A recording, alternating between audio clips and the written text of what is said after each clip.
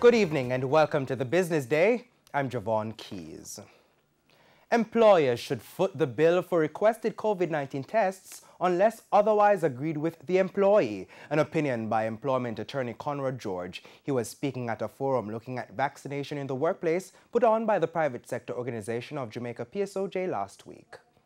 As the thrust to vaccinate the population against COVID-19 continues, the ramifications of how to treat with vaccination in the workplace is still uncertain. One approach some businesses have taken is to require periodic testing in lieu of vaccination, which sees workers paying for tests. Employment attorney Conrad George says this should not be so. Nobody should require an employee to pay for a test. That is contrary to the law and could amount to a constructive dismissal, which would end you up in the IDT straight away. It's an obligation of an employer under the law of employment to reimburse any expense properly incurred by an employee in the course of his employment. And if an employer sends the employee off to go and get a test, obviously that test is a requirement of and done in the course of his employment. The employer has to pay for it unless the employee agrees otherwise. He says at this time, no business can unilaterally force employees to be vaccinated and terminate them for not doing so. You cannot mandate anything. There is no one-size-fits-all, as the law treats with every set of circumstances individually. So although the end result may well be the same as a mandated vaccination program, it is not possible legally to go straight to mandates.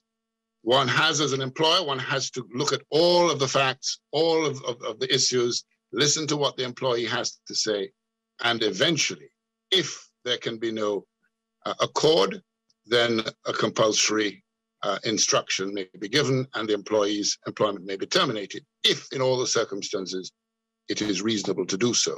Meanwhile, attorney Carla Ann Harris-Roper says alternative action should also be considered.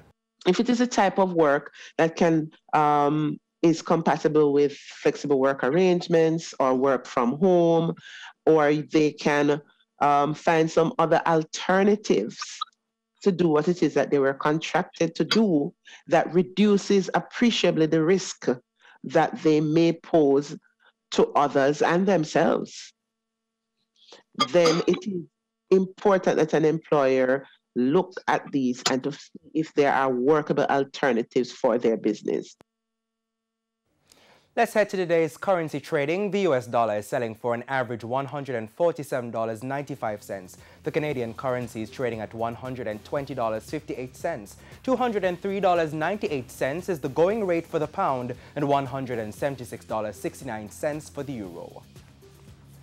The JSE index gained 1,974 points, while the junior market index gained 36 points. Advancing today were Trans-Jamaican Highway US dollar shares, Honeybun, Palace Amusement, Portland JSX, and Express Catering, while on the losing side were JMMB Group's 7.25% variable preference shares, JMMB Group's 7.5% shares, 1834 Investments, Kingston Properties, and Sterling Investments US dollar shares.